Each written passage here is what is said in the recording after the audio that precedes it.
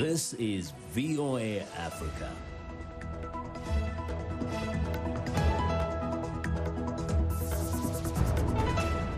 Hello, I'm Esther Githui-Ewart. It's Thursday, June 18th. This is Africa 54. Due to the global outbreak of COVID-19, Voice of America is taking every necessary precaution to safeguard its employees. So our broadcast will look a little different today and in the near future as we, out of an abundance of caution, reduce our staffing at VOA headquarters here in Washington. We're working to help keep you informed about what's going on, and we appreciate you staying with us on Africa 54. The death of George Floyd while in the custody of Minneapolis police is sparking debate about systematic racism and how to combat the problem. Some experts believe the only way to overcome racism is through education. Maxim Moskalkov has our story. Amid the protests sparked in the U.S. by the death of George Floyd, the National Museum of African American History and Culture in Washington, D.C. has launched an educational web portal called Talking About Race. The project tells the viewers about racism and racial dynamics in the U.S. society. Embedded in the portal is a brief history of racism, particularly in the U.S. context. We really want to help individuals and communities really think about their racialized identities. The web portal is the result of many years of work of the museum's employees and incorporates in-depth research in the spheres of history, science, and psychology. Silence is dangerous, and silence sends a message. And so when race is not being discussed at all, whether it's to gloss over it, to pretend it doesn't exist, to say that we're colorblind, any of those versions of silence, it cuts off the conversation. It does not allow us to see what's happening in our world. It doesn't allow us to know how to process or deal with it. It doesn't allow us to connect across lines of difference or even within groups of affinity. The materials the project uses don't just provide factual information, but also offer solutions in the racial problem that can be seen in almost all spheres of American life, from economy and politics to culture and education. There's often a single narrative that has been told throughout a student's life within the school system, and that narrative is most often through the white male perspective. And so what we advocate for is for multiple perspectives. African American history is American history. This is the story of the United States. However, Gary Orfield, professor and co-director of the Civil Rights Project at UCLA, says the problem lies not just in the substance of the U.S. education, but in its structure as well. In 2006, the Civil Rights Project that Orfield started published a report which found that the level of segregation in the U.S. education system hasn't improved that much compared to the late 1960s. He adds the situation has become even graver since the report came out 14 years ago. Basically, we have race and class problems. Our typical student of color in the United States, Black and Latino students, Native American students, are in a school that's overwhelmingly poor, that has less experienced teachers, that has a more limited curriculum, has a much less competitive peer group, much less powerful parents. Orfield believes segregation is forwarded by the popularization of the so-called charter schools, private institutions that are not required like public schools to accept any students regardless of race. On top of that, they are not even required to teach civil law classes. In the 1960s and early 70s, we had a whole series of policies to integrate our schools and to upgrade them, both with additional financial resources and with bringing down the barriers to allow the students of color into the better schools in our society. And what's happened is that we have largely abandoned that effort as the Supreme Court has become more conservative and school districts were allowed to dissolve their desegregation plan. Orfield adds it's necessary to go back to the methods of desegregation of schools that were widely used during the time of civil rights movements in the country and let parents choose a school for their children. Maxim Moskalkov for VOA News, Washington. U.S. lawmakers are rushing to address the demands for police reform seen in the historic nationwide protests over the May 25th death of George Floyd. Senate Republicans have announced they will vote on a proposal next week as House Democrats are set to pass their own reform legislation. VOA's congressional correspondent Catherine Gibson examines the details. The debate in America's streets. Police the police! Now headed to Capitol Hill as Senate Republicans introduce their own proposal for police reform. Too often we're having a discussion in this nation about, are you supporting the law enforcement community or are you supporting communities of color? This is a false binary choice. The answer to the question of which side do you support, it's I support America. And if you support America, you support restoring the confidence that communities of color have in institutions of authority. Republicans say their bill builds on President Trump's executive order Tuesday. I'm getting a little tired of being lectured to by my Democratic colleagues that all this is Trump's fault. You had 8 years under President Obama. But Democrats say the Republicans' proposal does not sufficiently address the no-knock warrants that resulted in the death of Breonna Taylor earlier this year, or the lethal chokeholds under scrutiny in the death of George Floyd. Real change comes with accountability. As drafted, the Republican bill doesn't provide it. So we have a tale of two chambers, a glaring contrast between a strong, comprehensive Democratic bill in the House and a much narrower and much less effective Republican bill in the Senate. The Democrats' proposal would end the legal doctrine of qualified immunity that protects police officers from being accused of misconduct. A profession where you have the power to kill should be a profession that requires highly trained officers who are accountable to the public. The White House says qualified immunity is one of many elements of the Democrats' proposal the president will never sign. By removing qualified immunity, what you're essentially doing is not allowing police to do their job. There would be a decrease in policing in this country. Our streets would not be safe. Trump does support Senate Republicans' bill, and the co-sponsor of that legislation is hopeful. I don't think the nation is going to allow us to lose the momentum. But Scott's bill would not pass the Democratic majority U.S. House without significant negotiations. And lawmakers are running out of time to pass ambitious legislation in an election year. Catherine Gibson, VOA News, Washington. Widespread U.S. protests against police brutality and systematic racism is reverberating across the media, entertainment, and sports industries. VOA correspondent Mariama Diallo reports. The top editor of Vogue, Anna Wintour, is under fire after allegations of racism at the fashion magazine.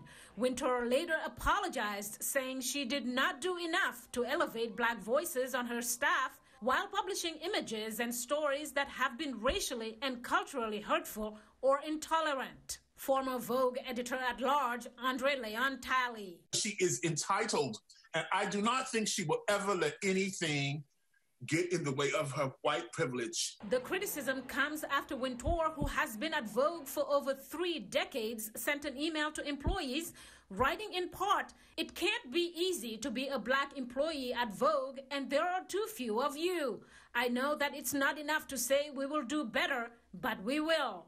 Darnell Hunt is a dean at UCLA's College of Letters and Sciences. We have for far too long, I think, engaged in business as usual and have sort of told stories and circulated images in ways that don't, forward the agenda of people of color and other marginalized groups in this country. So I think the people taking to the streets coast to coast, not just people of color, but others who are just fed up and realize that we've hit this critical moment.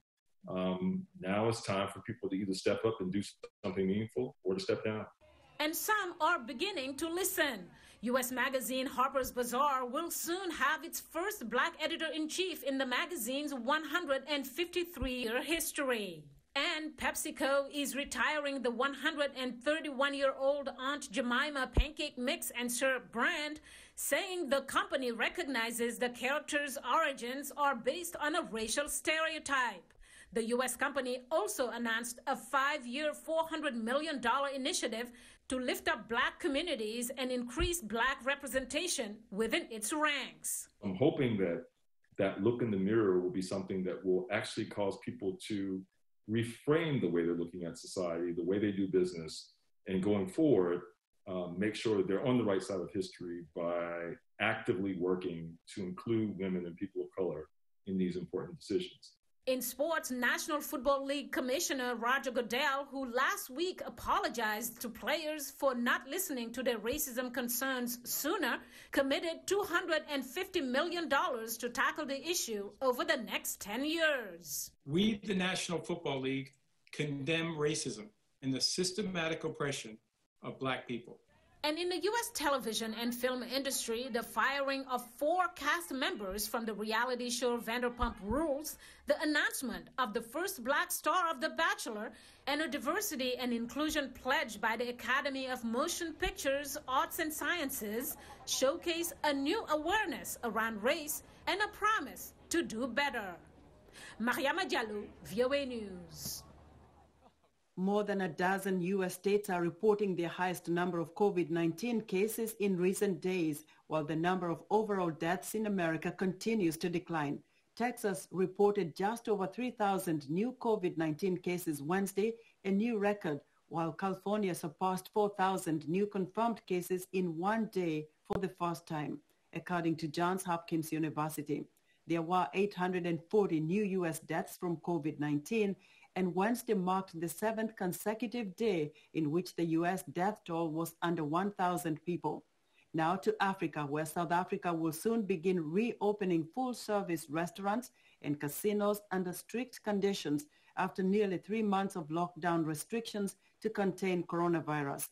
President Cyril Ramaphosa announced Wednesday night that accredited accommodations and salons will also be allowed to reopen. South Africa is reporting more than 80,000 coronavirus infections and more than 1,600 deaths.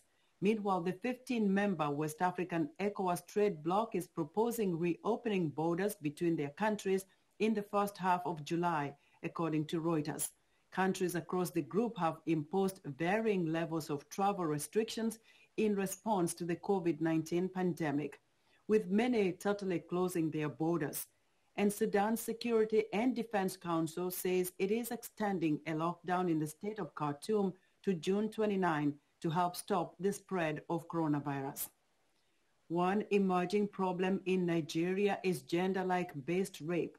In response to the increasing number of such cases, thousands of Nigerians marched on the streets of major cities this month to demand justice for victims. Timothy Obiezu reports from Abuja. In January 2015, Ifunanya Glory was on her way back from work when she says her neighbor lured her into his house.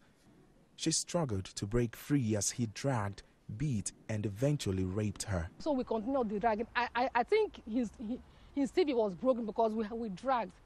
They started blowing me, giving me blow on my legs and everything. And at the end of the day, I couldn't just fight him again. He had his way. I remembered him telling me, Ifunanya, even God cannot save you from my hands. The name of God of Jacob protects me. Ifunanya's effort to get justice for her rapist was in vain. She comes to this church every week to find solace, but says she still lives with the trauma. If there's a way I can strangle that guy, I will have strangled. If there's a way something I could do to take him out of the earth, I would have done. But there was nothing I could do then, because then I was also financially handicapped. The United Nations estimates 1 in 4 girls in Nigeria experience sexual violence before the age of 18.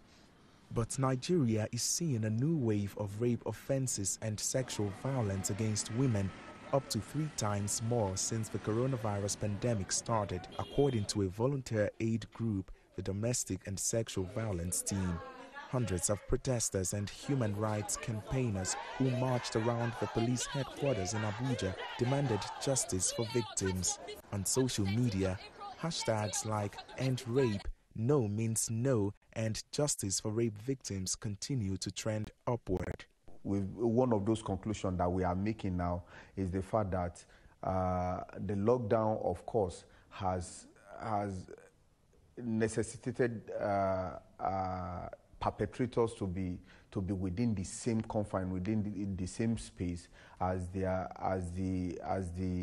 survivors, as the people who are being raped, with the women and the girls. So the women and the girls are helpless. The perpetrator also knows that the women and girls are helpless at this time. Critics say Nigeria has been slow to respond to the problem in the past, but now authorities are deploying special investigative teams on gender violence to each state in the country.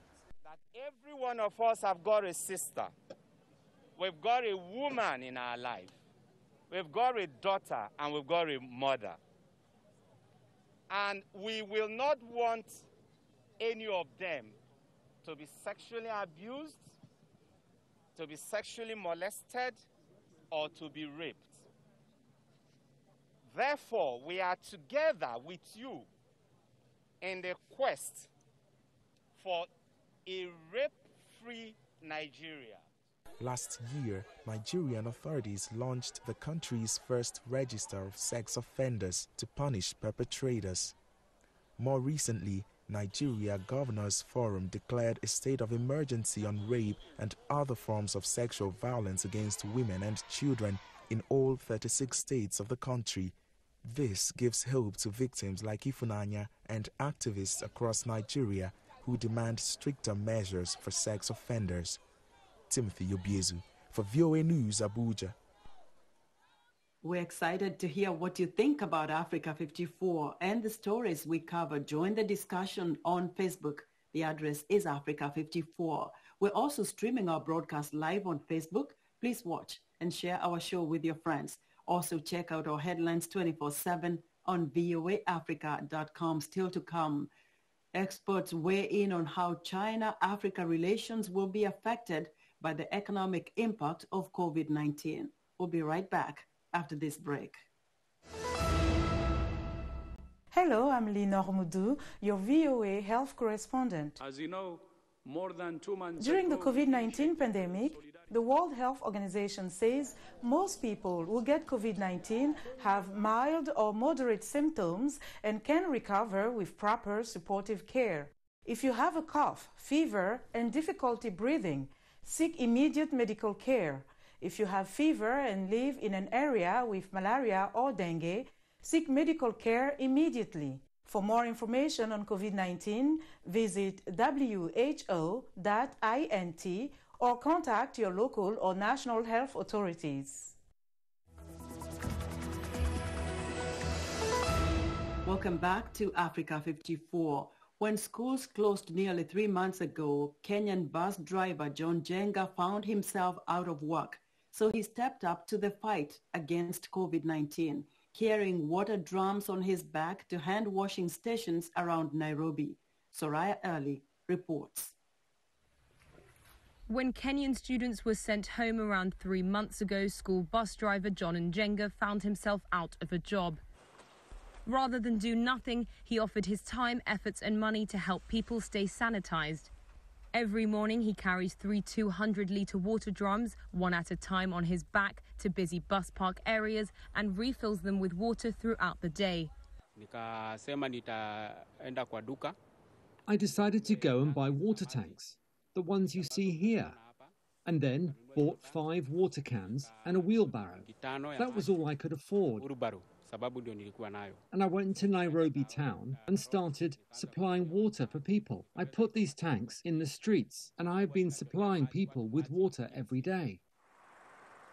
Nairobi's water infrastructure was already creaking before the government ordered people to stay put and keep clean. At the best of times, Nairobi Water and Sewage Company can only supply 526,000 cubic meters out of a daily demand for 810,000, according to the utilities acting head. And that's why Njenga's efforts have won him a lot of fans. Bus park operator Joseph Kiai says they see a lot of human traffic, but now not only passengers but also passers-by are washing their hands. But for Njenga, he wishes he could be back doing his old job, saying the lockdown pains him dearly because of how much the kids had loved going to school. That was Soraya Ali of Reuters reporting.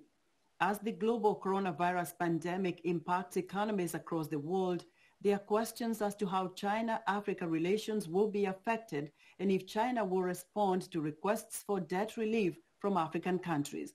VOA Salem Solomon spoke to China-Africa experts and has this story.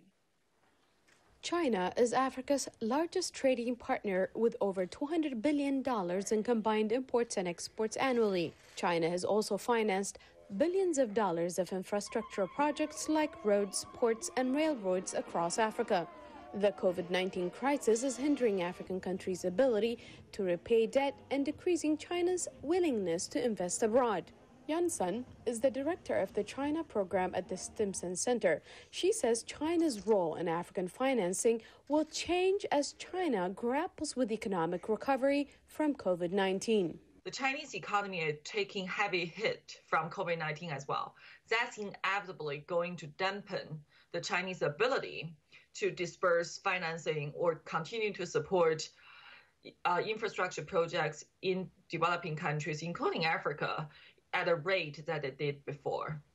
One of the biggest questions is the future of China's numerous infrastructure projects, including the massive Belt and Road Initiative.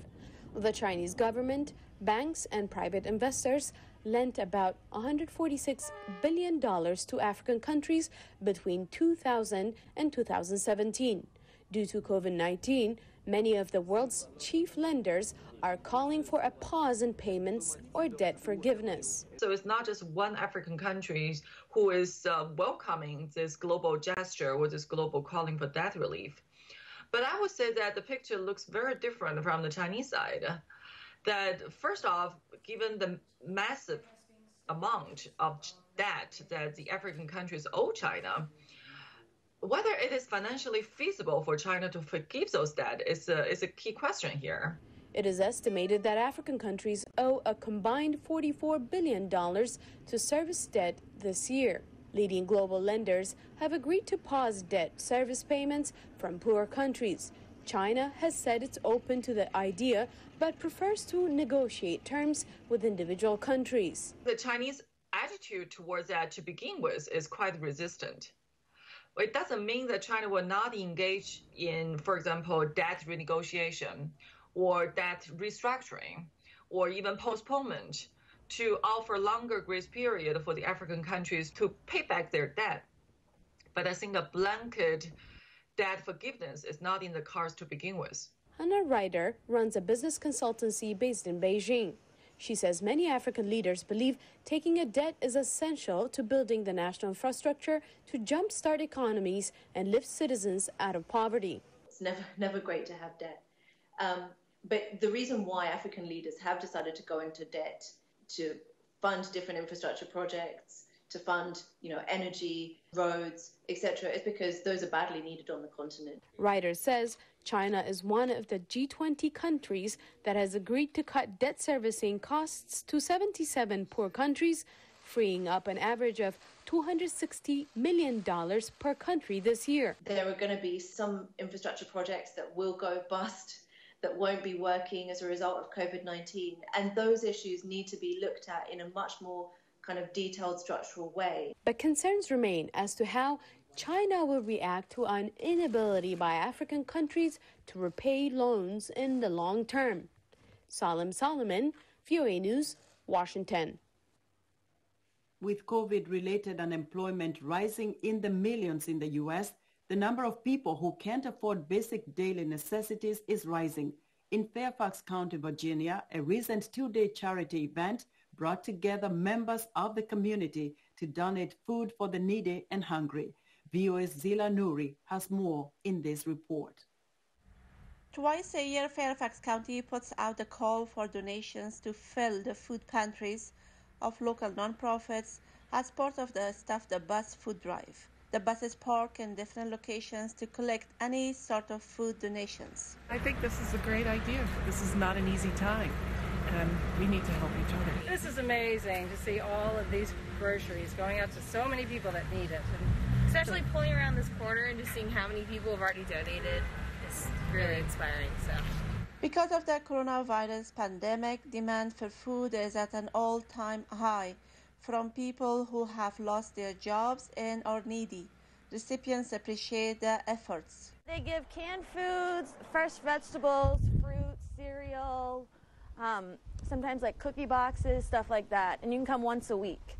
And then the last Saturday of every month, they do fresh veggies. You get as much food as how many people are in your family. For 9 years, the staff of the Bus Food Drive have served as a biannual effort to provide food for nonprofit groups to distribute. This year, the donations will benefit 10 nonprofits in Fairfax County. A lot of people have lost their jobs, and people got to eat. So those of us that have not lost our jobs, it seems like the right thing to do. Fairfax County is one of the wealthiest in the nation, a testament to the far-reaching impact of this virus that unemployment and food shortages are felt here as well. Gila Nouri, VOA News, Fairfax, Virginia. Evariste Ndayishimiye is being sworn in as Burundi's new president Thursday in the capital city Gitega, a week after the sudden death of outgoing President Pierre Nkurunziza. Ndayishimiye was originally scheduled to be sworn into office in August, but the Constitutional Court ruled last week that Ndayishimiye's swearing take place as soon as possible following the death of his predecessor. Ndayishimiye became Burundi's new leader by securing just over 68% of the vote in the May election and overcoming a bid by the opposition to get the results overturned because of alleged fraud. Ndayishimiye, who was handpicked by the ruling National Council for the Defense of Democracy Forces Party to succeed Nkurunziza, will serve a 7-year term pending his re-election. Among his immediate challenges is leading his country's effort to slow the spread of the coronavirus. People attending his swearing-in arrived early to allow time for their temperatures to be taken as a precaution. So far, Burundi has confirmed just over 100 COVID-19 infections and 1 death. And that's our show for today. Be sure to watch Africa 54 on our website at voaafrica.com. From all of us here in Washington, thank you for watching.